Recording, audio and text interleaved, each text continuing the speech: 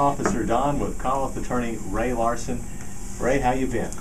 I've been fine. You just got back from a little vacation, huh? How was it? Alaskan cruise? Can I tell people that? Sure. My wife just insists that we don't tell people in advance that we're out of town. People don't come and Come take and all just your stuff? go shopping at my house. That's right. So, but we had a good time. We were gone for a while. I read a couple of unrelated to anything I do novels on this thing, and just had a chance to. Well, I just know that has to be hard for you, though, because you like to go all the time, and you were stuck on a boat in the middle of Alaska.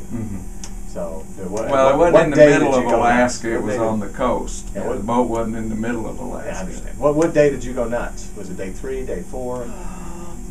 Close. Close. Yeah, but I have good news. Yeah. The good news is I met Sarah Palin. Really? Now, how did that? Well, it was a cutout. Oh. Yeah. Okay. But I went there with a specific task of trying to find out if the media had just done a hatchet job on her, and they had, of course. And I'm here to be able to tell everybody that listens to In Touch, both of them, that you can see Russia from Alaska. Okay. Yeah. So, Sarah, I'm with you. Yeah, that was it. Right, it was fun. Let's talk a little bit about crime. The first topic is the Columbia Steakhouse murder. Happened a long time ago. This is a crime that when I was in a police academy, I guess 20 years ago, that we actually discussed from an investigative standpoint. And it was just horrific. Tell us about it. Well, this is 1986. That was the record number of murders to occur in 1 year in Lexington. There were 26. Normally, it's somewhere between 13 and 16 murders in a year. And this occurred at the Columbia Steakhouse on Alexandria. It's still there. And the manager of the restaurant out there was Clay Nelson. And it was about almost 3:30 when the police got a panic alert from Columbia's Steakhouse. Turns out that when they got there very quickly, the place was on fire. Okay.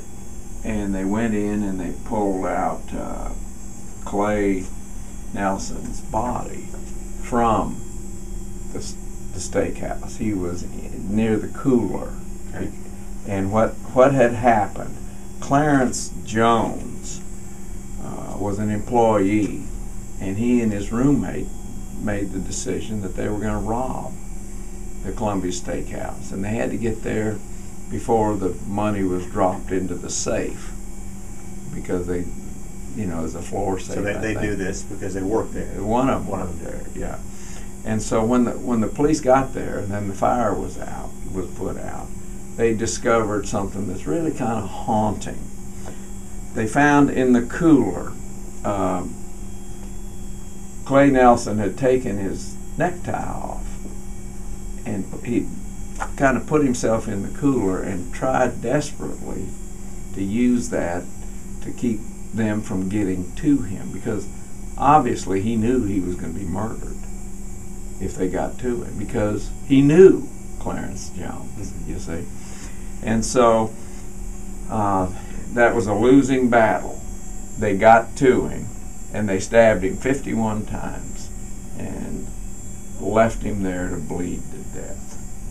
Now, what did he do? He did something that's almost, and this is what tells you the terror he must have been thinking at the time, was he got some Thousand Island dressing that was in the cooler, and he wrote the name Clarence in Thousand Island dressing on one of the storage boxes there in the cooler.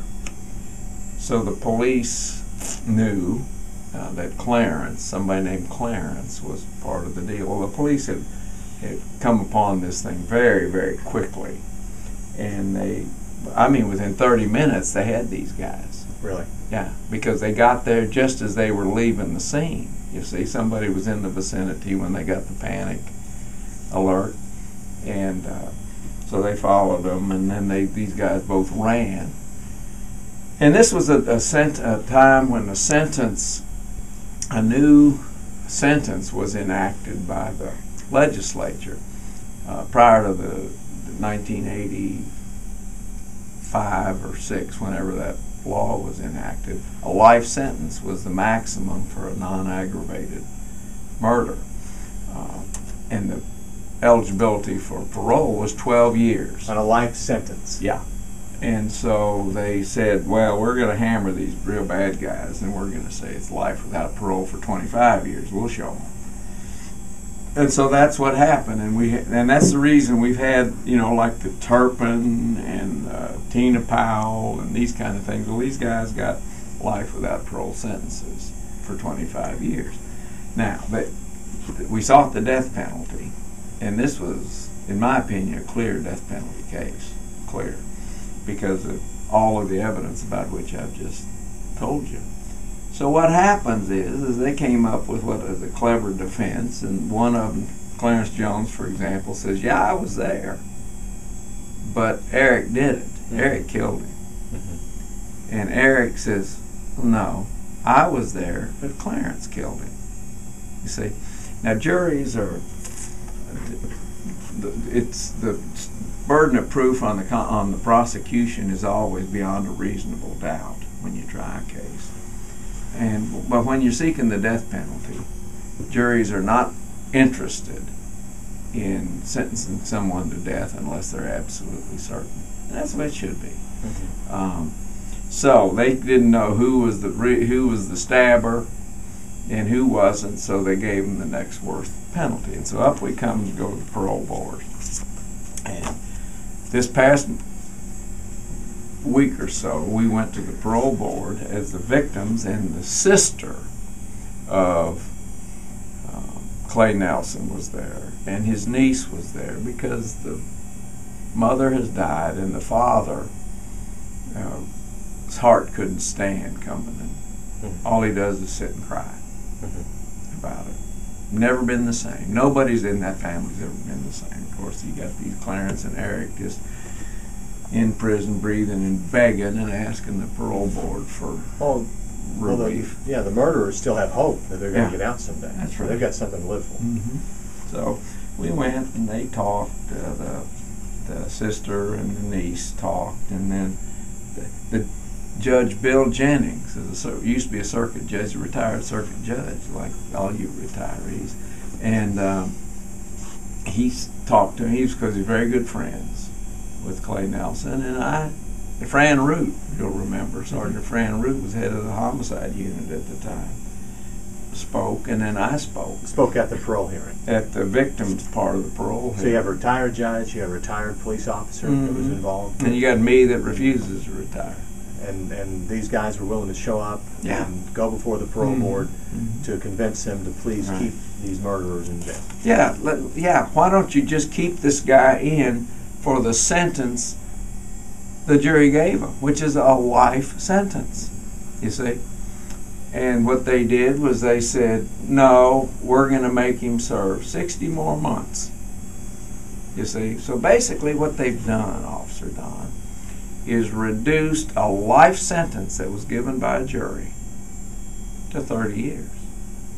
You see? Now, at what point are these sentences ever final? Well, in Kentucky, I guess never. You see what I mean? And this is part of the real frustration that the public has over the criminal justice system. And now that you're sort of you're no longer an official policeman, you have become an official critic. Tune in to the following stations every Sunday to hear In Touch with Ray the DA and Officer Don. We hope you enjoyed the show. Stay tuned in for next week's episode.